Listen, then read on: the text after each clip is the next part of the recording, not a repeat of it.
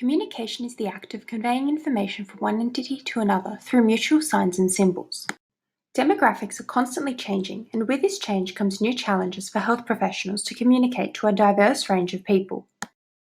One style of communication is verbal, which includes sounds, words, or speaking. Non-verbal communication includes gestures, facial expressions, and body movement. When communicating to patients, health professionals should tailor their approach to suit the individual's unique needs to foster a meaningful and trustworthy relationship. Research shows that 60% of sentinel events are correlated with inadequate communication. This may occur as doctors see nurse communication as illogical, disorganized, and containing extraneous details. Nurses feel unheard or disrespected by doctors, and hence trust is undermined and verbal aggression may arise. Safe and quality care depends on effective communication between professionals.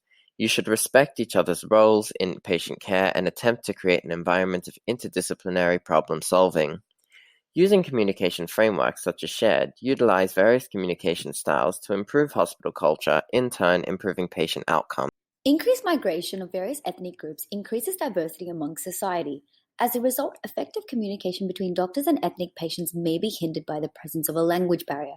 This causes difficulty in arranging appointments, understanding certain medical procedures, understanding medicinal uses, and illness cause and treatment. When communicating with a patient that is unfamiliar with English, use plain language, visuals, and summary charts. If further aid is required, health facilities can consider using a translator or refer the patient to a doctor who speaks the patient's language to improve the patient's overall health outcome.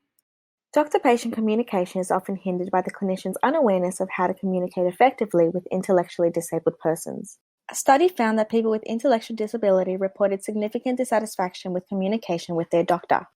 People with learning disabilities need to be encouraged and empowered to speak for themselves. Try to find out how much understanding someone has at your first meeting and talk to them in a way that they can understand.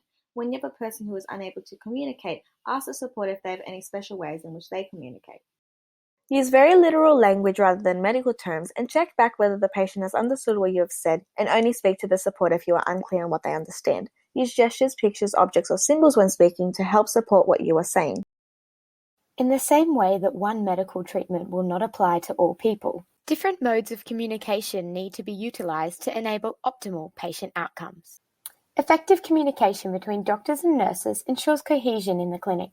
Furthermore, people of ethnic background may need a translator to overcome a language barrier, and simplification of complicated concepts may suit someone with a disability. These different styles ensure patient understanding and overall increase their quality of care.